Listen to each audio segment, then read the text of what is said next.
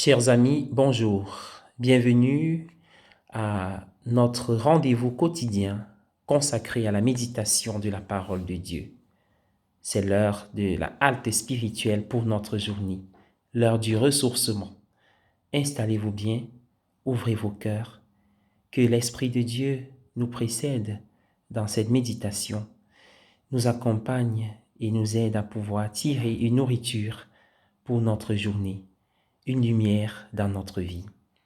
La Vierge Marie est habituellement priée le samedi et en ce jour, l'Évangile nous montre la place et le rôle de la femme. Oui, bien-aimés dans le Seigneur, la femme, comme chacun d'entre nous d'ailleurs, a une mission spéciale dans l'Église. La mission de la femme, comme celle de chacun d'entre nous, est de pouvoir servir à l'image de Jésus, notre Père, notre frère, notre fondateur. La lecture de l'Évangile présente donc le groupe des femmes qui ont accompagné Jésus et en nomme 3. Il s'agit des femmes qui ont voyagé avec lui et qui ont subvenu à ses besoins et à ceux de ses proches collaborateurs par leurs propres moyens. Il s'agissait clairement de femmes disposant de certains moyens financiers, comme le montre le cas de Johanna, qui était l'épouse de l'intendant d'Hérode, un poste très important à la cour royale. Elles mettent en valeur le rôle vital que les femmes devraient jouer dans l'Église et qu'elles continuent d'ailleurs de jouer aujourd'hui. De quoi nous en réjouir.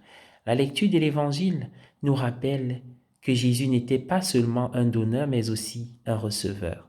Il a un jour parlé de lui-même comme du Fils de l'homme, qui n'est pas venu pour être servi, mais pour servir et donner sa vie en rançon pour beaucoup. Jésus a tout donné, sa vie même, afin que nous puissions tous participer à sa vie de ressuscité.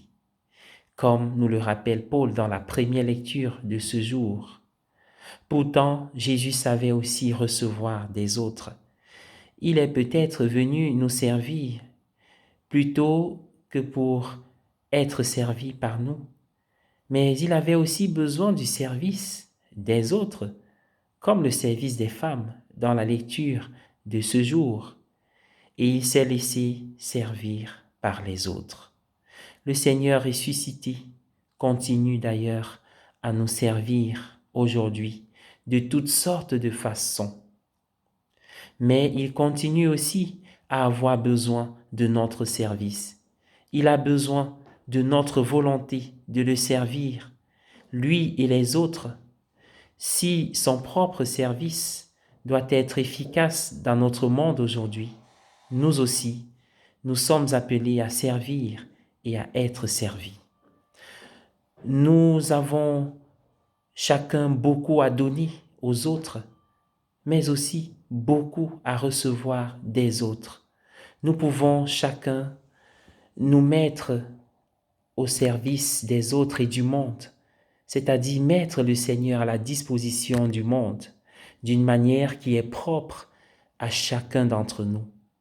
Et nous avons aussi besoin des autres pour mettre le Seigneur à notre disposition.